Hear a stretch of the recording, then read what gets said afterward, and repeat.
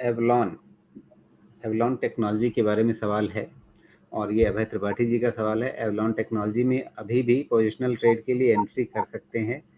क्या सही रहेगा लेवल अगर पोजिशनल ट्रेड शुरू करना चाहते हैं तो एवलॉन टेक्नोलॉजी ठीक है क्या? और साथ में आप हाँ, ये भी बताइएगा कि पोजिशनल ट्रेड और स्विंग ट्रेड इन दोनों में क्या फ़र्क है?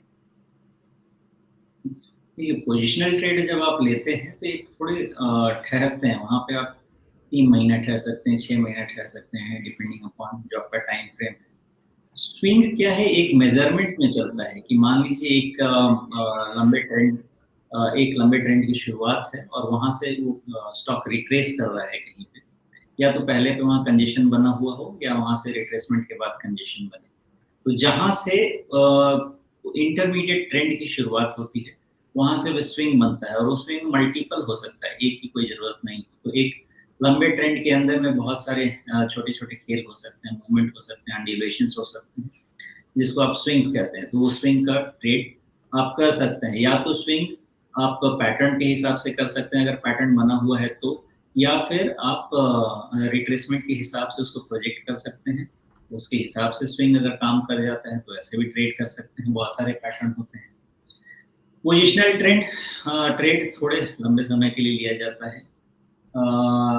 वो भी कोई ऐसा टाइम डेफिनेशन नहीं है कि 3 महीना तो 3 महीने या 6 महीना तो 6 महीना, लेकिन हाँ, वो लेके होल्ड किया जाता है जब तक वो स्ट्रक्चर या वो व्यू कंप्लीट नहीं हो जाता। अब इसमें स्विंग अभी वैसा कुछ बहुत बना नहीं है, एक बार ही वहां से मूवमेंट आई है। एक आप कह सकते हैं कि 600 के पास एक छोटा सा स्विंग है और हो सकता है कि वो क्लियर नहीं हो अगर सिर्फ ये गैप फॉर्मेशन प्रोसेस रहा है तो। देखिए, इसमें प्रॉब्लम क्या है कि ये अगर इसको 450 के नीचे जाना होता तो शायद इसको गैप भरना नहीं चाहिए था, ये गैप के पहले ही निकल लेना चाहिए था, ये जो आइलैंड बन के रह जाना चाहिए था, वैसा हुआ नहीं है।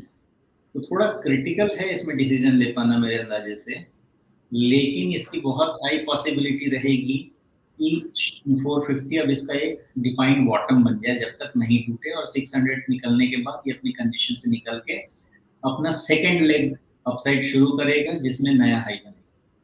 तो ये सारे पॉसिबिलिटीज होते हैं, उस पॉसिबिलिटी में से कौन सा काम करेगा भगवान जाने, लेकिन उस पॉसिबिलिटी को रीड करना पड़ता है। 600 निकल गया तो वो सारे चांसेस बनते हैं, लेकिन आपका रिस्क कंटेनमेंट जो लेवल है वो 450 का ही है, तो आपका पॉकेट अलाउ करे तो सही बात।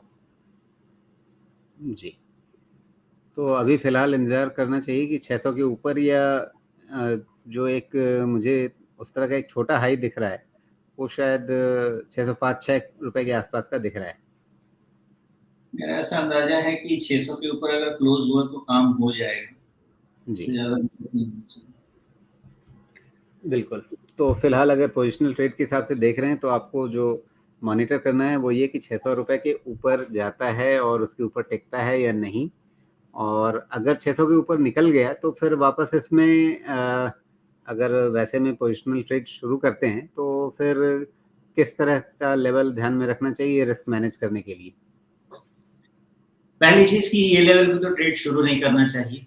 और जी, अगर 600 के ऊपर क्लोज़ होता है, तो पहला रिस्क कंटेनमेंट लेवल होगा आपका 560, जो कि आपका 10 ऑलमोस्ट 640, रफली 6-7% का रिस्क रहेगा।